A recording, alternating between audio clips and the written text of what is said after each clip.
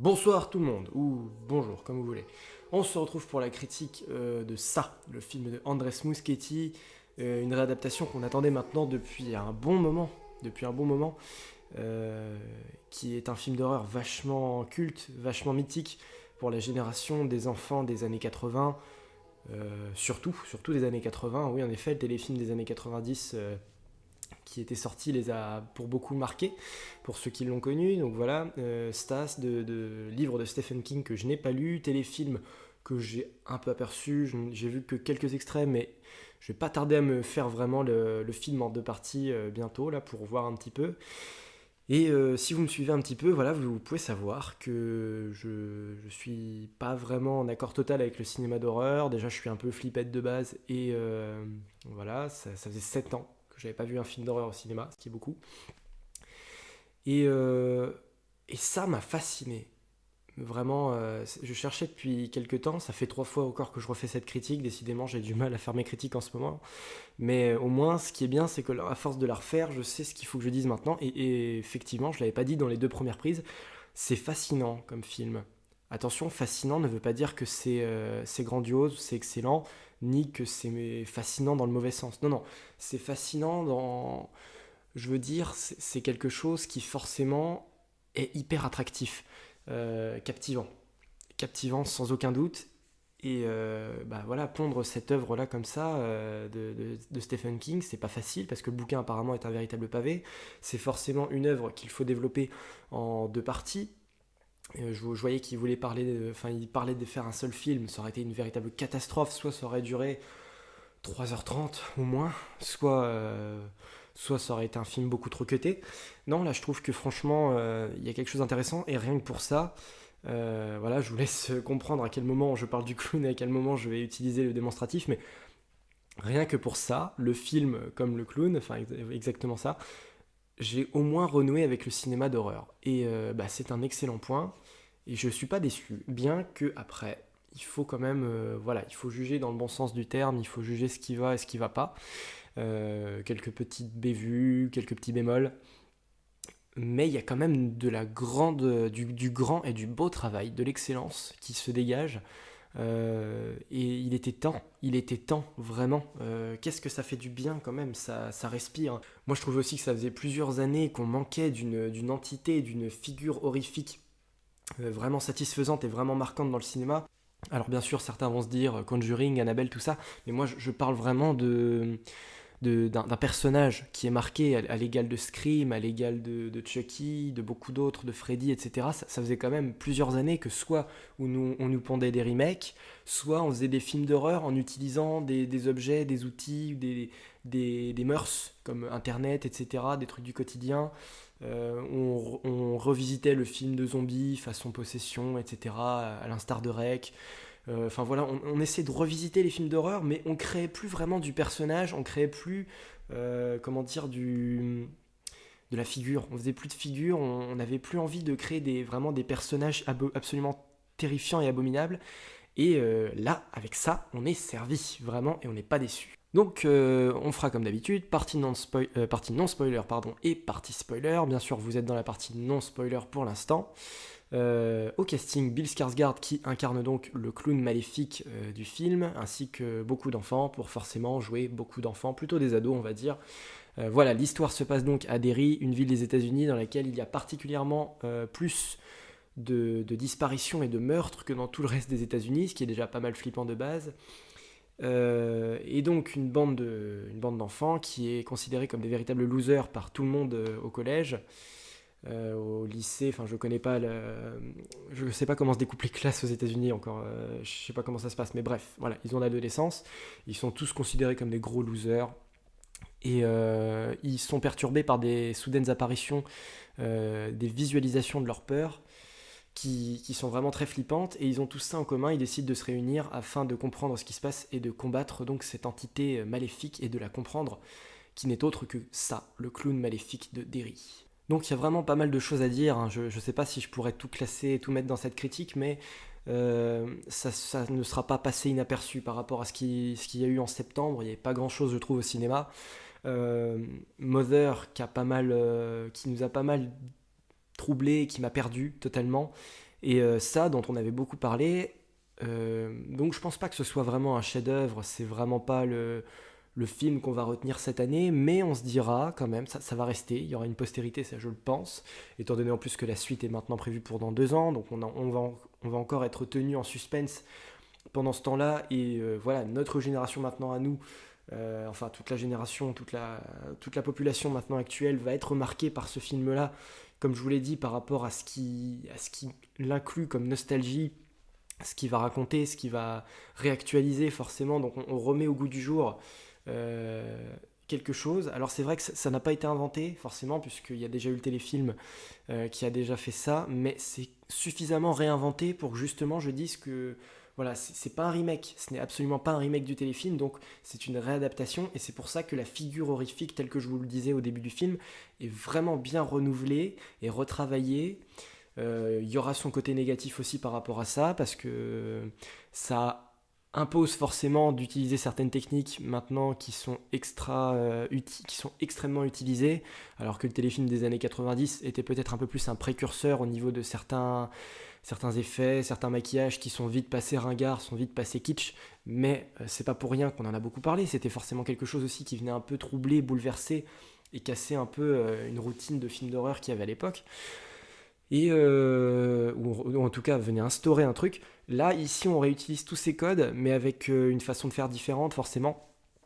Et bah, c'est pas dégueulasse, franchement, et ça fait plaisir. Et il y a vraiment de très très bonnes idées, très bien installées, qui permettent de mettre en confiance le spectateur par rapport au film qu'il va voir. On n'est vraiment pas perdu, il n'y a pas de hors-sujet, on ne s'égare pas. Il y a 2 heures de film quand même. Beaucoup de gens ont parlé de ça. C'est vrai que 2 heures de film pour un film d'horreur, il faut savoir les gérer. Et elles sont très bien gérées, c'est parfaitement timé comme il faut. On a forcément beaucoup de personnages aussi, et il faut forcément... le film ne commet pas l'erreur d'en oublier un.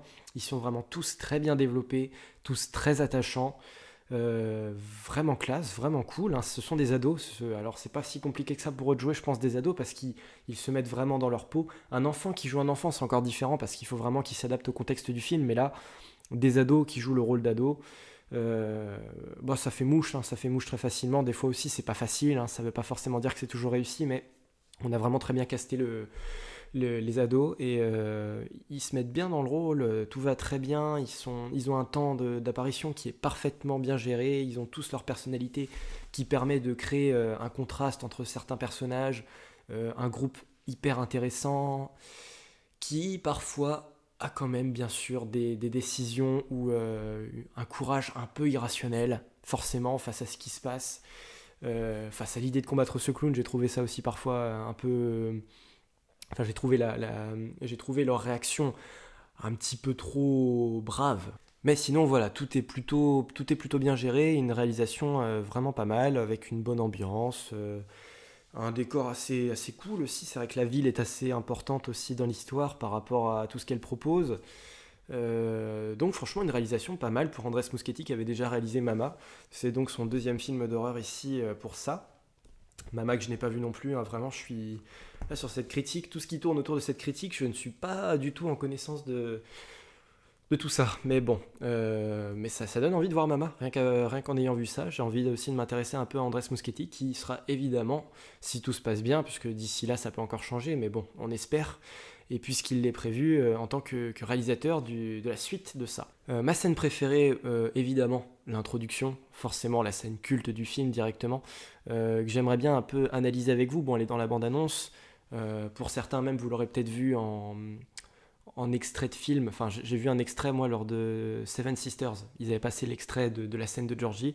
Donc, bon, puis en plus, ma critique sort relativement en retard, hein, pardonnez-moi, mais voilà. Donc, je pense que vous avez tous eu le loisir maintenant d'entreapercevoir cette scène. Et je l'ai beaucoup aimé, franchement, celle de Georgie, parce elle met un peu au tapis, sur certains aspects, la scène du téléfilm de 90, qui était ô combien édulcorée, forcément, comme beaucoup des scènes d'horreur du film de 90. Par contre, bon, là où j'en reviendrai après sur le clown, c'est que il est vrai que il y a beaucoup moins de séduction dans cette scène en particulier, et beaucoup plus d'effroi et de macabre. C'est là que je comprends pas trop comment un personnage comme Georgie peut se laisser avoir par un être aussi terrifiant que le clown, parce que même quand il a l'apparence d'un clown, contrairement à Tim Curry dans la version 90, même quand il ressemble à un clown, là, Bill Skarsgård, il est flippant, comme ça, il essaie de séduire Georgie, mais moi je comprends pas, ça marche pas. Dans la version de 90, Tim Curry prend le ballon dans les mains et lui dit tiens, j'en ai un, donc viens le chercher. Là, je vois pas trop comment il peut y arriver. Enfin, je sais pas, rien que le fait que Georgie, quand il sort, il y a une espèce de tempête abominable, il fait sombre, il y a aucune lumière dans la rue, comme s'il y avait une coupure de courant, et que la ville était totalement déserte, il n'y a pas une bagnole qui passe, il n'y a pas un passant dans la rue, il y a un véritable torrent. Je trouve qu'il y a peut-être un peu trop de mise en scène effrayante dans cette scène, mais c'est ce qui me plaît aussi dans un sens, parce que dès le départ, dès le début, on te dit, voilà, la créature sera abominable, le contexte sera hyper effrayant, sombre, dark, et on va te mettre des enfants dans ce contexte. Voilà quel genre de film tu vas voir, c'est ça qui est vraiment intéressant, qui est vraiment pas mal, et forcément, la conclusion de cette scène aussi, avec Georgie qui va se faire bouffer, ça spoil pas grand chose parce que c'est le point de départ du film, hein, même si vous le savez pas, bon, autant vous dire que c'est le point de départ du film, c'est assez impressionnant, c'est un peu trop de CGI, j'en reviendrai aussi à ça, parce que bon, ça peut passer dans cette scène-là, ça passe très bien. C'est la réutilisation du concept à plusieurs reprises qui me gêne un peu, mais bon, la main qui sort forcément aussi de l'égout pour venir le choper, le bras tranché, enfin déchiqueté, avec le sang qui coule, se mêlant à l'eau de la pluie, et non, non, non, excellent, on a beaucoup de... Moi j'étais très triste pour ce petit Georgie qui est assez sympathique, qui est assez mignon en début de film, on n'a pas envie de le voir mourir si tôt malheureusement, mais c'est comme ça que le film te plonge directement dans l'histoire, donc superbe scène, qui est travaillée différemment, où on aime ou on n'aime pas, il y a un concept qui forcément va au-delà du téléfilm de 90, te montre la scène telle qu'elle doit être, peu importe dans quel sens, mais c'est comme ça qu'il faut qu'elle soit, et je pense qu'elle a perdu personne là-dessus. Donc ouais, toujours sans spoiler, je vais essayer de vous parler un peu plus de Bill Skarsgård et du clown ça. Comme je vous l'avais dit, il y a beaucoup de CGI. Moi, il y a un petit défaut que j'aimerais pointer aussi, qui m'a pas dérangé, mais je trouve que pour un film de clown, on manque de maquillage, on manque de costumes. Quand j'ai vu dans la bande-annonce à quoi il ressemblait, j'étais pas déçu. Il y avait un concept intéressant, avec un maquillage peut-être un petit peu moins loufoque, moins cartoon, pour insister sur le fait qu'il était avant tout blafard, tout blanc, donc avec une expression qui jouait tout. On voulait vraiment, je pense, que ce soit l'expression du personnage qui passe avant son maquillage et son costume, certes. Ça peut se discuter, parce que le problème, c'est qu'après, Tim Curry fait office de clown, il se sert du déguisement pour piéger, il se sert véritablement de ça, de son attitude, de son jeu d'acteur. Enfin, c'est le clown qui joue la comédie afin d'entraîner les enfants dans son piège. Et j'ai pas vraiment retrouvé ça malheureusement avec Bill Skarsgård, qui ne fait que les terroriser à chaque moment du film. Jamais il y a un moment, ou à part avec Georgie au début, mais là encore, comme je vous l'ai dit, c'est quand même assez flippant et on comprend pas vraiment comment Georgie peut se laisser berner aussi facilement. Ça reste un enfant, et après, dans un film d'horreur, si les personnages ne sont pas idiots et s'ils ne se font pas berner par un personnage méchant, il n'y a pas de film d'horreur sinon, donc c'est pour ça que je suis très indulgent avec ça. Mais voilà, il y a peut-être quelques petites choses, quelques petits détails qui, dans le téléfilm de 90, pouvaient être un petit peu plus réalistes, un peu plus passables au niveau du clown. Parce que là, c'est seulement un cauchemar et un monstre. C'est pas du tout une créature qui va jouer d'humour noir, qui va rire, qui va utiliser le clown comme un personnage où on utilise le gag, le rire, la comédie afin de charmer et de se révéler au grand jour, enfin montrer que c'est un monstre, parce que le ça de 1990 instaure surtout le doute d'un personnage totalement inattendu, dont on ne sait pas quelle forme il peut prendre, sur quoi il va jouer, comment il va surgir, etc.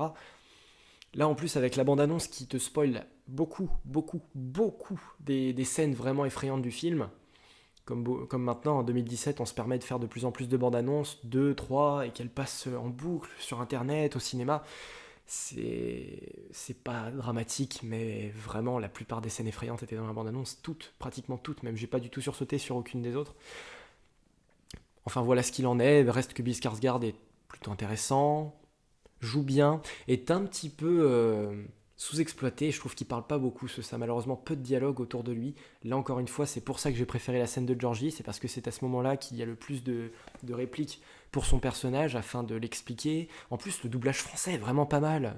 Beaucoup crachent souvent sur la VF, vous savez que je suis pas partisan de ce lynchage de la VF, moi je suis plutôt pro VF. Enfin, en adéquation avec la VO bien sûr, hein. Pour moi les deux se valent en fait la plupart du temps. Et la VF est vraiment pas mal. vraiment bien. En VO aussi, ça doit claquer, bien évidemment, comme toujours, mais la VF est cool, et c'est dommage de ne pas l'avoir fait plus parler que ça.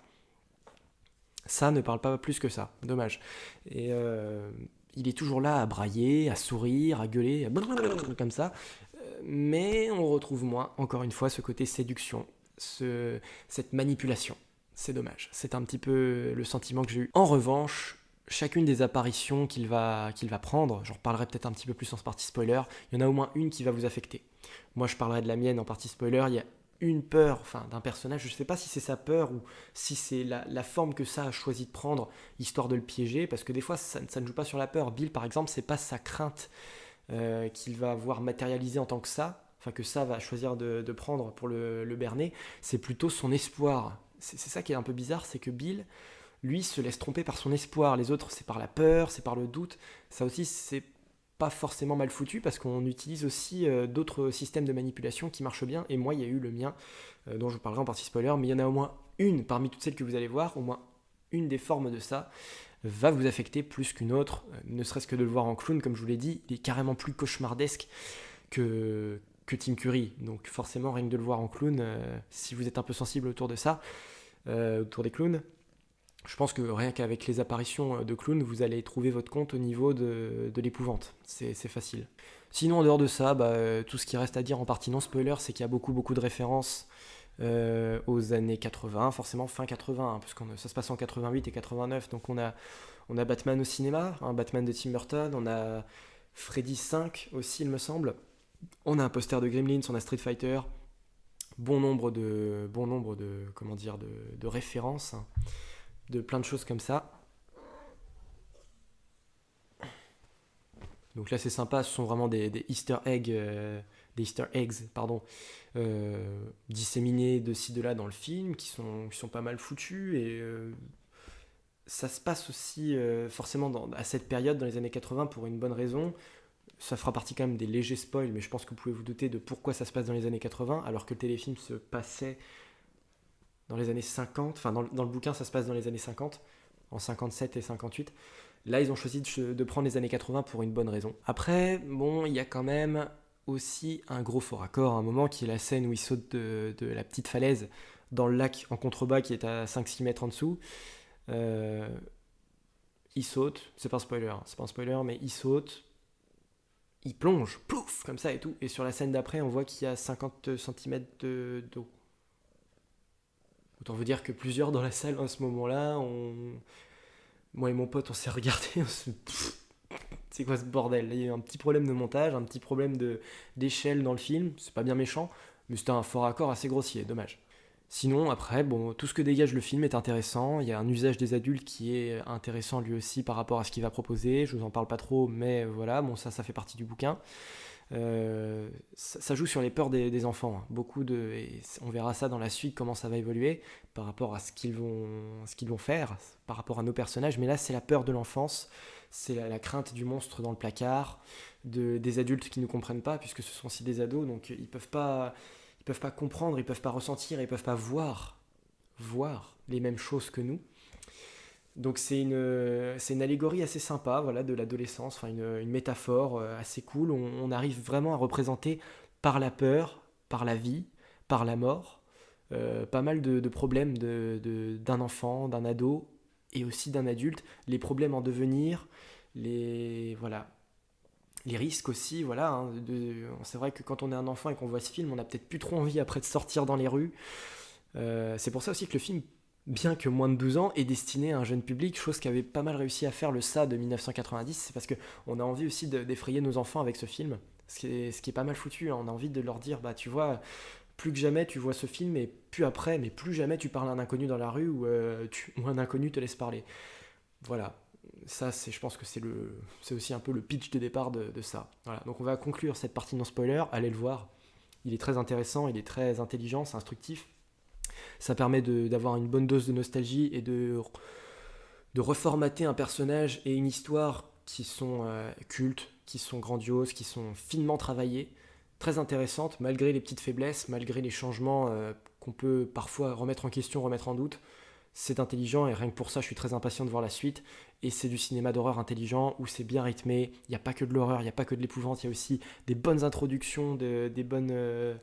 autour de nos personnages, des bons développements, on s'y attache facilement, il y a des scènes où ça respire, des scènes où on est tenu en haleine, où on respire plus, enfin voilà, on joue sur deux tableaux, entre la légèreté, la lumière et l'ombre, le ciel, et puis les souterrains dans les égouts, etc. Il y a de bons contrastes, il y a de bonnes idées, allez le voir. Maintenant, partie spoiler. Donc, toutes les peurs qui ont été évoquées dans ce film sont vraiment pas mal. Certaines ont été retirées par rapport à avant. Il n'y a plus le loup-garou, il n'y a pas l'oiseau géant, enfin voilà, du bouquin, de ce que j'ai vu un petit peu, dans ce que je me suis renseigné, mais on en trouve d'autres. Il y a le lépreux qui n'était pas dans le téléfilm. Peur assez bizarre, de même que la peur de la fille qui sort du tableau, là j'ai trouvé ça, bon, ce qui donne un peu trop de CGI. Le lépreux encore n'est pas CGI, je crois, enfin peut-être partiellement, mais pas entièrement. Donc c'était intéressant. Et quant à moi, comme je vous l'ai dit, la peur qui m'a le plus troublé, forcément, il s'agit donc d'un des trois caïds là, qui s'aventure dans les égouts en poursuivant un des gamins et qui voit les cadavres des gamins qui ont déjà disparu, qui se soulèvent, qui parlent, qui sont totalement noyés, blancs, décomposés, les yeux tout blancs. Enfin, c'est une peur qui m'a vraiment... Voilà. Je suis pas du genre à avoir peur de tout ce qui est zombie, tout ça, mais tout ce qui est cadavre en décomposition, qui se met à bouger, à parler, les dents pourries, la peau bleue, mon chat m'a fait peur. La peur que j'ai eue, c'était surtout celle-là. Donc ouais, toutes les autres peurs après, par rapport aux mains, il y a voilà, les mains, toutes les parties du corps vont être étudiées pour avoir une certaine visualisation de la peur. Voilà, quand ça va bouger aussi, il a une façon un petit peu bizarre à chacune de ces transformations de bouger, voilà, des gestes saccadés, une main qui va grossir, qui va devenir une griffe, un visage, des yeux, qui voilà, toutes les parties du corps sont finement étudiées pour qu'elles soient absolument abominables ou anormales, bizarres, étranges. Et c'est pas con, c'est pas con, ça participe aussi au malaise de certaines scènes. Les adultes qui représentent évidemment aussi tout le côté mauvais de chaque adulte. On insiste vraiment sur à quel point peut être abominable un adulte si jamais il n'est pas un bon parent. Et voilà, toutes les parts d'ombre qu'il y a chez les adultes qui sont certainement... Un enfant est innocent, un adulte est corrompu. Voilà, par rapport à la pédophilie, par rapport à l'inceste, par rapport à la surprotection, la négligence, etc. On te montre chaque adulte comme un parent irresponsable, un parent fou, un parent taré. C'est d'autant plus terrifiant. Comme si ça avait une mauvaise influence sur toute la ville. Alors ça ne peut pas être perçu par les adultes et apparemment ne peut pas vraiment les attaquer, de ce que j'ai vu. On verra ce qu'il en sera dans la suite, puisqu'après ce sera nos héros qui seront adultes. Donc voilà, mais eux comme ils l'ont vécu en tant qu'enfants, on peut comprendre que ça ait envie de se venger. Mais en tout cas, dans celui-là, il ne peut pas attaquer vraiment les adultes. Mais on a l'impression qu'il a quand même une influence négative sur toute la ville.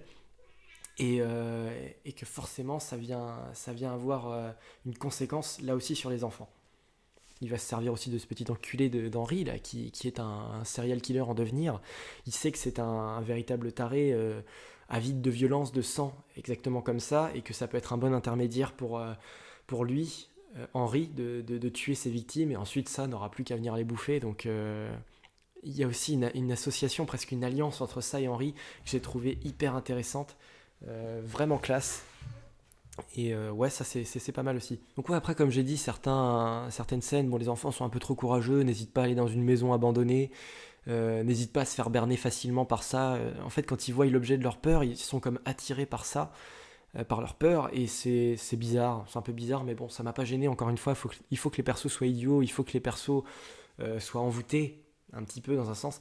Mais j'avoue que Bill est peut-être un peu trop courageux. Bon, ça peut passer encore. Il y a les relations qu'ils tissent entre eux autour de l'amour, autour de la désunion. Ils se chambrent entre eux aussi. Il y a beaucoup de vannes sur leur mère, sur la sexualité. C'est pas con, hein, c'est des ados. On a l'impression de voir les enfants d'aujourd'hui. Enfin voilà, quand j'étais au collège, moi c'était un peu pareil. Hein, on se chambrait. Il y en a un qui se fait tabasser. Alors on va prendre de ses nouvelles, ou alors on se dit tiens, bien fait pour sa gueule, etc., etc. Voilà. Il y a la bataille de cailloux qui était aussi un peu bizarre, hein, parce que le premier caillou qui se prend dans la gueule, Henri, il saigne, d'accord, ok. Par contre, il y en a plein qui se prennent des cailloux dans la gueule, mais on a l'impression que c'est des boules de neige. Jamais, à aucun moment, il y en a un qui va se prendre un caillou puis tomber dans les vapes, ou avoir une grosse bosse, ou je sais pas. Je trouvais ça un petit peu surfait quand même, la bataille de cailloux qui était sympa. Parce que là aussi, ça peut être surtout un truc des années 80, peut-être que ça se faisait beaucoup, ce genre de petites bastons, voilà, un petit peu artisanales, entre deux bandes rivales. C'est un peu un truc comme ça, mais ça aurait pu être vraiment plus trash, genre qu'ils reviennent avec des bleus et tout, et que les parents les engueulent, plein de boue, tout ça, ça aurait vraiment pu être plus intense, peut-être cette petite bataille de cailloux. J'ai beaucoup aimé aussi la façon de faire perdre ça, pour la bande de gagner, et la façon de le mettre en échec à la fin dans les égouts, c'était pas mal, c'était intéressant. Bien qu'encore une fois, voilà, il se jette un peu dans la gueule du loup, mais c'est le propre piège de ça qui va se retourner contre lui. C'est le fait aussi que c'est le fait de leur courage, c'est leur courage qui va vaincre sur la peur. Donc c'est forcément indispensable aussi pour nos héros de se montrer de plus en plus braves et d'aller au devant du danger. Surtout qu'il y a quand même une bonne raison parce que Beverly est kidnappée. Chose qui ne m'a absolument pas dérangé au demeurant. Et d'ailleurs, il y a une façon de le faire qui est intéressante parce que Beverly va se retourner contre son père qui essaye de la violer, concrètement. Et le fait qu'elle assomme ou tue son père fait qu'il n'y a plus d'adultes pour protéger la maison. Ça a donc le champ libre et vient la kidnapper. Donc c'était pas tout à fait con.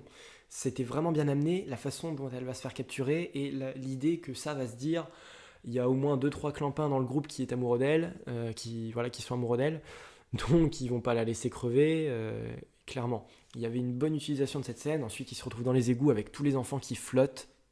Excellent. Excellent, il flotte, on n'arrête pas de le dire, mais là, on a enfin l'image donc, de cette phrase. Cette phrase est enfin imagée, tout le monde flotte, et les gamins en décomposition, voilà, qui sont en train de flotter avec leurs objets, etc., etc. Et Bill, à la fin, qui blesse presque mortellement ça, avec un coup de gun, mais qui n'est pas chargé, donc le courage charge le pistolet, c'était vraiment pas con, et ça donne une bonne fin ensuite, qui n'est malheureusement pas la fin de ça pour eux. Et vive le sida ensuite, hein, avec leur pacte de sang, vive le sida dans les années 80. Mais voilà, moi j'ai bien aimé d'un bout à l'autre, franchement. On va attaquer la conclusion, j'ai vraiment beaucoup apprécié ce film. J'ai pas trop eu peur, mais je pense que c'est assez subjectif aussi, hein, quand même. Y a certains éléments, j'ai pas sursauté de ouf, mais certains jumpscares sont efficaces. Encore faut-il que vous n'ayez pas trop vu la bande-annonce. Ça respire, c'est pas que de l'horreur non plus, c'est ça qui est intelligent aussi, c'est des idées à prendre, hein, c'est une construction de film qui vaut ce qu'elle vaut. C'est pas que de l'horreur, c'est aussi pas mal de malaise, de l'enfance, de l'innocence, on a tout abordé dans la critique, mais c'est beaucoup plus qu'un film d'horreur. Et c'est ce que j'apprécie, c'est long, c'est bien écrit, c'est bien retranscrit, et j'attends la suite avec impatience. Et ça nous parle à nous forcément, pour ceux qui ont connu les années 80 et jusque peut-être aux années 90, c'est très parlant, ça fonctionne bien là-dessus à ce niveau. Ça parlera beaucoup forcément à ceux qui ont vécu les années 80, à ceux qui sont nés dans les années 80, et peut-être un petit peu, je pense aussi, à ceux des années 90, voilà, tous ceux qui sont nés avant les années 2000, je pense, ça peut spécialement leur parler à eux, étant donné le contenu du film qui est purement 80s, purement. Ça peut se corriger après, voilà, tous les défauts que j'ai dit par rapport au clown. Voilà, j'aurais aimé qu'il change de déguisement, qu'il utilise encore plus son maquillage, ses transformations, afin de jouer sur de la couleur. On voyait Tim Curry par exemple qui à la fin se faisait casser la gueule et il avait toute une partie cramée du visage. J'aurais aimé que ça joue un peu là-dessus, voilà, les dents qui grossissent, etc. Là à chaque fois ça c'est juste une espèce de créature qui se remplit de dents mais qui n'a plus vraiment de visage. C'est ça qui est vraiment dommage, j'ai trouvé vraiment dommage. Mais ça peut se modifier avec la suite. J'attends surtout l'araignée géante, hein, voilà, on verra ce que ça va donner. Si elle est bien incluse. J'attends beaucoup cette araignée, on verra, mais j'espère voilà, si les formes de ça sont plus ou moins bien faites, le costume en lui-même, le personnage de clown, de séduction, de charme, l'usage des mimiques, voilà, du clown n'est pas toujours très bien utilisé, sauf peut-être dans la scène de danse, avec voilà, sa tête qui bouge pas et son corps qui continue de danser avec les flammes derrière, enfin le décor de feu. C'était pas mal. Mais voilà, j'attends quelques petites améliorations peut-être, mais clairement il fallait mettre le spectateur en confiance avec cette adaptation, lui apporter pas mal de choses, remettre au goût du jour, et pari réussi, c'est très attractif, c'est captivant, c'est fascinant comme je vous l'ai dit en début de critique. Voilà, merci à vous d'avoir suivi la critique de ça, on se retrouve bientôt pour la critique de Blade Runner 2049, 2049, et puis du Sens de la fête. Oui, que j'attends, deux films que j'attends pas mal aussi, l'air de rien. Blade Runner, je vous en ai un peu parlé, hein, j'ai eu le temps de me faire le 1, on va voir ce que ça donne. Et donc voilà, vidéo de Bienvenue à bord, j'en parle souvent aussi, mais elle va arriver au parc Astérix, il faut juste attendre un petit peu, mais il servait pas grand chose d'en faire pour l'instant, donc j'ai mis un peu en stand-by les vidéos de Bienvenue à bord, mais ça va arriver. Voilà pour la suite du programme. Voilà. Encore merci à vous, on se retrouve très bientôt donc. Et bien sûr, si vous ne l'avez pas encore fait, je vous recommande vraiment d'aller voir ça. Salut à tous.